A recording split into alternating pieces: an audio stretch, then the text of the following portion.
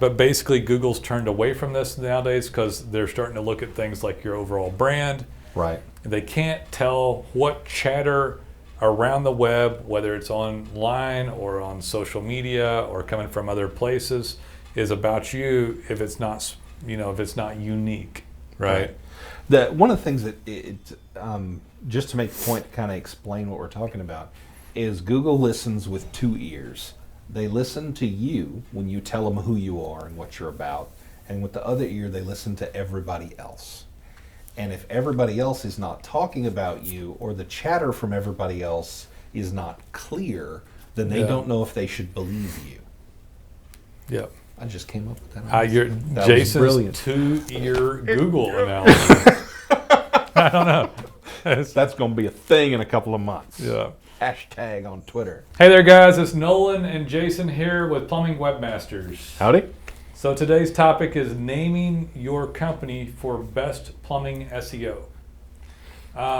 So this More important than you think. It is very important.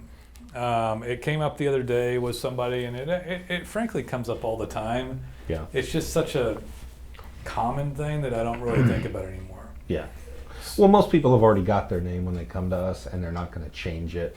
Well, so it doesn't come into our. It doesn't come into the work we do most of the time, but we see the effect of bad names a lot. We do see the effect of bad names. So what's changed on it?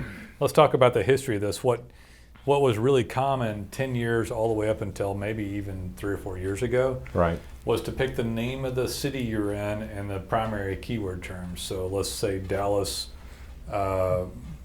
Plumbing Repair or Dallas Plumbing Company, right? Yeah.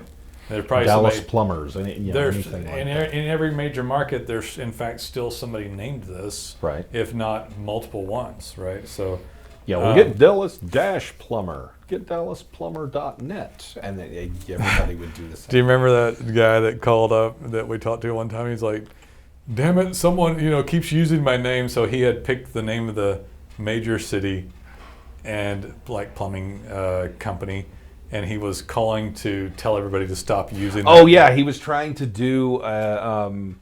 He was trying to. He was like trying to legally go after people using very general words on H1 tags. On H1 tags. On H1 tags. Yeah, it was the craziest thing. So people were. And it was literally like city plumbing repair, yeah, or something like that. Yeah. Anyway, so that's what used to be the most common thing, and if somebody had already done this years ago, I'm going to do the disclaimer stuff. Right. It's possible they still show up for that, especially in a smaller market. This typically doesn't work on a primary category topic on something like plumbing company or plumber in a major market right now. It's already gone. But ironically, it can work at the national level. I mean, we're talking about local, but you sometimes still see it working at the national level. You don't see it much, really. You don't see it on a large city. You might see it in a small city, but basically Google's turned away from this nowadays because they're starting to look at things like your overall brand. Right. They can't tell what chatter around the web, whether it's online or on social media or coming from other places, is about you if it's not, if it's not unique, right? One of the things that just to make the point, kind of explain what we're talking about, is Google listens with two ears. They listen to you when you tell them who you are and what you're about, and with the other ear, they listen to everybody else. And if everybody else is not talking about you, or the chatter from everybody else is not clear, then they don't know if they should believe you. Yep. I just came up with that. That Jason's two-ear Google analogy. I don't know. That's going to be a thing in a couple of months. Yeah. Hashtag on Twitter. What do you call it though? I don't know. It's the two-ear. The two-ear. Yeah. Google has two ears. Google has two ears. Yeah. But everybody has two ears, so doesn't make any sense.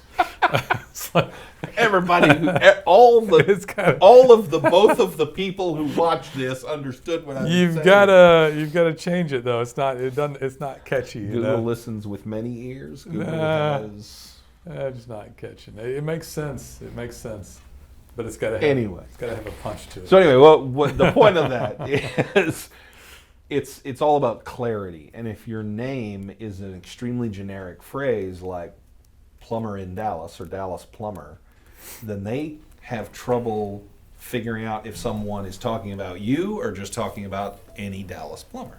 Yep. So your name has to be clear. So if you've been doing it for a while, it's still possible in a smaller market, maybe even a larger market, that this guy's in top of search rankings and in the pack 3, and you're like, Nolan, Jason, that's wrong because there's a guy right in my market. If you're picking a name, it doesn't have anything to do with you because you have no tenure, no trust.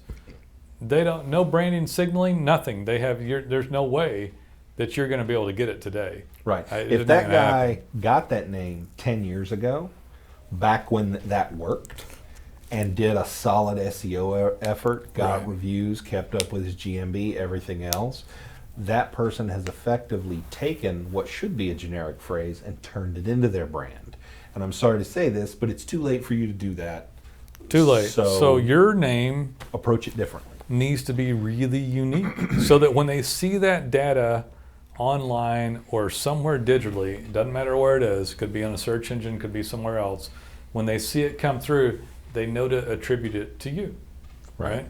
And if they can't attribute it to you, you're going to have a really hard time growing on an organic basis as much as you'd like to be able to.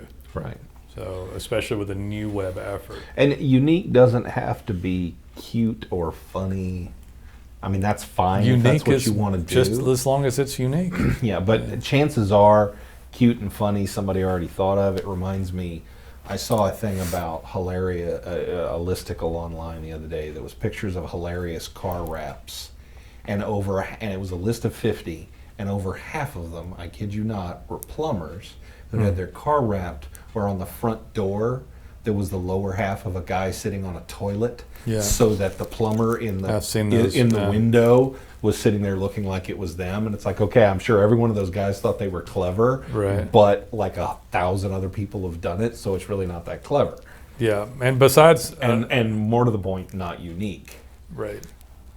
Yeah, you could have a lot of these that are fairly unique, but someone sounds similar to it. We're not talking from a legal standpoint. You got to go talk to an attorney about that. But right. This isn't trademark stuff we're talking about. We're talking about from a marketing standpoint of Google looking into it. You want to make sure that you're highly distinguishable from other plumbers in your market, for one thing, just from a marketing standpoint, and that when Google sees the name of the company, they can clearly tell. Yeah, they know that people are talking about you and not possibly somebody else. Yeah, there's some good examples of this without mentioning companies' names, but like I'll see somebody add something, they'll add the word like Texas Strong or something like that to it, and it's like really unique, when they do that. So, or whatever state in that or whatever it is, but.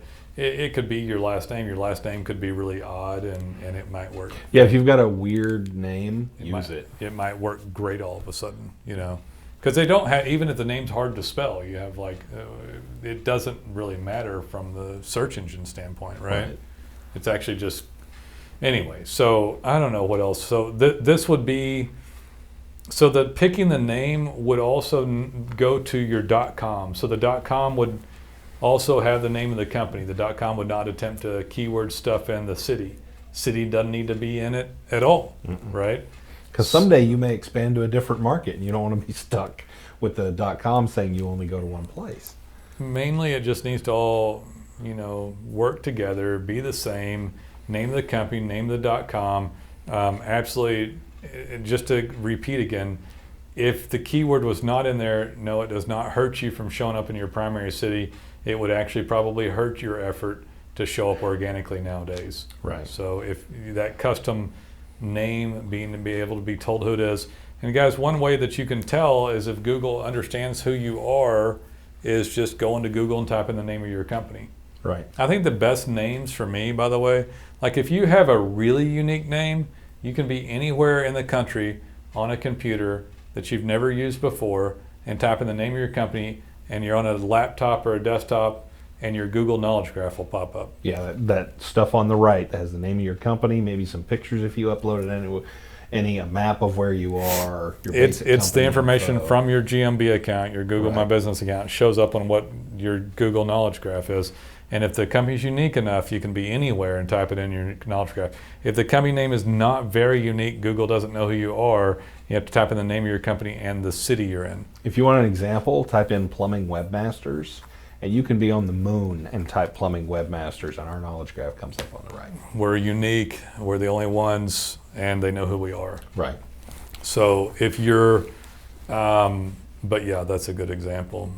If you want to see how healthy you are, at least from that one small aspect, if you type in the name of the company and you pop up on a computer you haven't been on before. Yeah, that's important. Yeah, because they'll IP track it and know that it's you. You know. And if you don't show up at all, Actually, not in your GM, not even on your. You're not logged into your Gmail, right? Yeah, that too. But if you type your company name in, and not the organic result, but on that sidebar, if you don't show up, you have a problem. Google does not know you exist.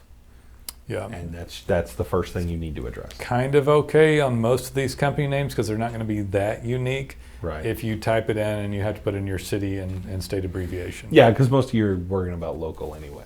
So. And none of this will pop up until you go get your GMB registered and you get verified. So you get a postcard in the mail usually, depending on what Google's doing that year. Yeah. And it changes all the time. And sometimes they don't send the postcard. Yeah, they say that right. you'll get it in 5 days and it takes 5 months. Yeah. And that's literally true. Google had a problem earlier this year. They had a glitch in their system and delisted and suspended a whole bunch of GMB accounts without cause. They fixed the error, but it took them so much time to figure out that they're still backlogged on verification. I didn't know they were still backlogged on Yeah, it. it's still taking like 3 weeks to get stuff verified. And it's supposed to take less than 5 days. It's their platform. I guess it can take however long Yeah, Google wants it to take, But so guys, just a unique name is best. Right. Very unique, so people understand who you are. If they knew who you were from the standpoint of the whole nation, that'd probably be even better. Just so that think about it this way: if the name's not unique enough, you can't get credit for everything that's done about your company on the web. And the more credits you get, the better off you are for branding and showing up online. Right. We don't need to go any deeper than that on it, do we? No, we exactly hit our minute goal. Are we? We're close. We're right at. We're close. All right, guys. So hopefully you already have that done by the time you call in. We wouldn't pick a name for you anyway, would we? I'd be willing to help people with that. They got to go talk to an attorney and check it with the state. I'd be willing to make recommendations Okay. and tell them, make sure you clear this with the state and the Because, attorney, yeah. because this is not a Clear it legal with their office, and yada, Texas yada, or- yada, yada, yada, covering our ass. I know Texas is a little better, but they got to check with their franchise in their state. Right. All right, guys. Take it easy. See you.